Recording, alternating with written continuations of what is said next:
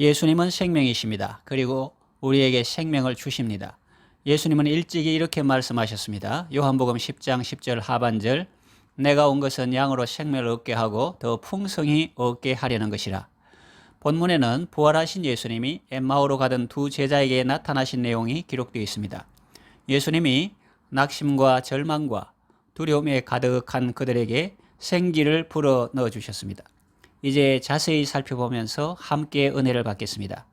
예수님은 그들에게 어떻게 생명을 주셨습니까? 첫째, 그들과 함께 하시며 동행하심으로 생명을 주셨습니다. 엠마오로 가던 두 사람은 자기들이 그토록 자랑스러워하고 기대했던 예수님이 죽었다고 생각하고 낙심과 절망으로 가득합니다.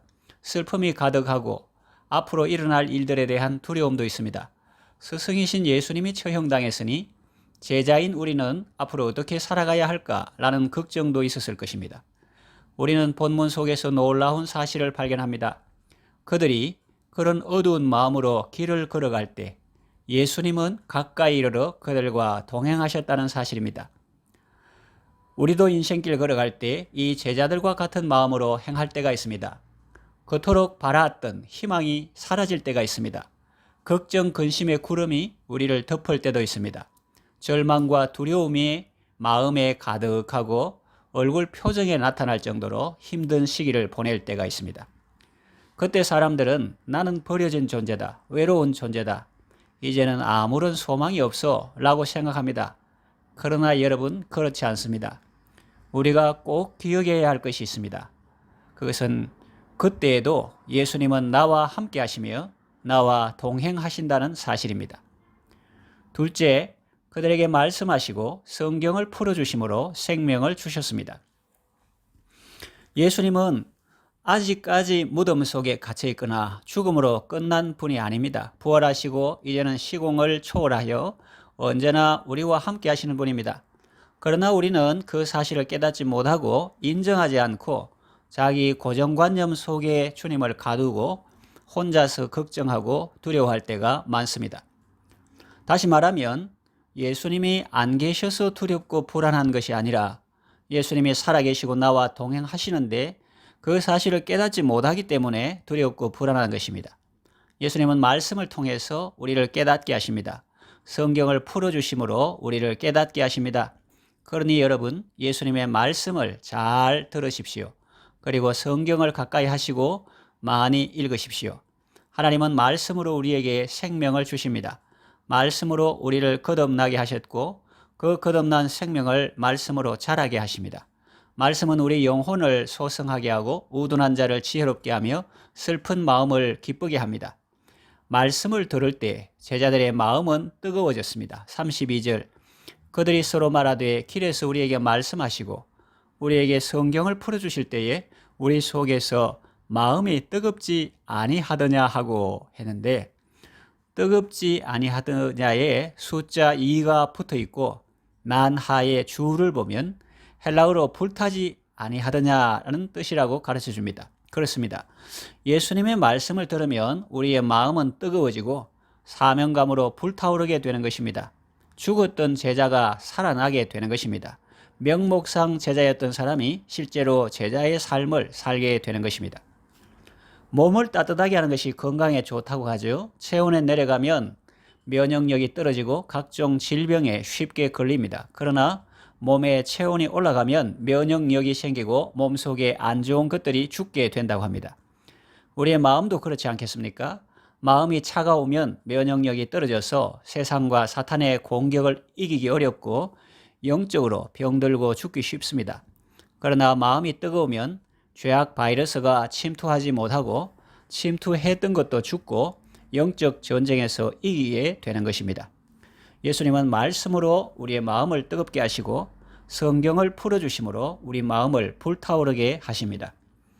셋째, 그들의 눈을 밝혀 예수님을 알아보게 하심으로 생명을 주셨습니다. 31절 상반절, 그들의 눈이 밝아져 그인 줄 알아보더니 했습니다. 이것은 앞의 상황과 대조가 됩니다. 16절을 보면 그들의 눈이 가려워져서 그인 줄 알아보지 못하거늘, 정반대 상황이죠. 그렇습니다.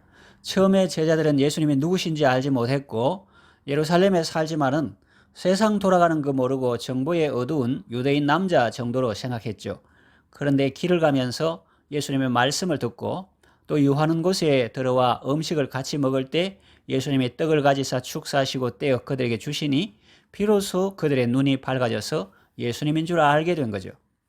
길에서 자기들과 동행하시고 음식 먹을 때 떡을 주시던 그분이 바로 예수님이라는 사실을 깨달았을 때 그들의 상태는 완전히 달라졌습니다.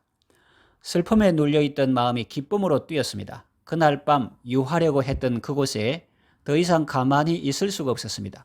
그래서 곧 그때로 일어나 예루살렘으로 돌아가 11 제자와 그들과 함께 있는 사람들에게 자기들에게 일어난 일을 알려줍니다. 사명감을 잃고 고개 숙이고 슬픈 빛을 띠고 터덜터덜 길 가던 사람이 마음이 다시 불타오르고 사명을 감당하는 모습을 볼 수 있습니다. 전에는 몸은 살았지만 마음은 죽은 것 같았는데 생명이신 예수님을 만나고 난 후에는 마음도 살고 몸도 살아서 펄펄 날아다니는 것 같은 인상을 줍니다. 지금도 마찬가지입니다. 슬픈 마음 있는 사람 예수 이름 믿으면 영원토록 변함없는 기쁜 마음 얻습니다. 예수의 이름은 세상의 소망이요 예수의 이름은 천국의 기쁨이기 때문입니다.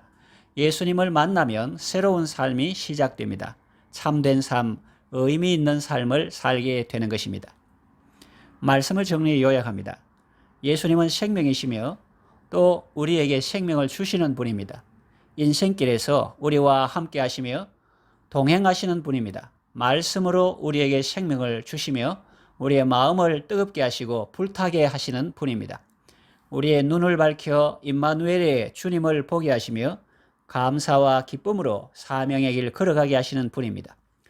부활하신 주님이 우리와 함께 하십니다. 하늘과 땅의 모든 권세를 가지시고 세상 끝날까지 우리와 함께 하시며 우리를 도와주십니다. 임마누엘의 은총 속에 감사와 감격과 기쁨으로 사명의 길을 걸어가시기를 바랍니다. 기도합니다. 하나님 아버지, 예수님을 죽은 자 가운데서 다시 살리시고 영원토록 우리와 함께하게 해주셔서 감사합니다. 부활이요 생명이신 예수님을 모시고 언제나 감사와 기쁨과 승리의 삶을 살게 하소서. 예수님의 이름으로 기도합니다. 아멘.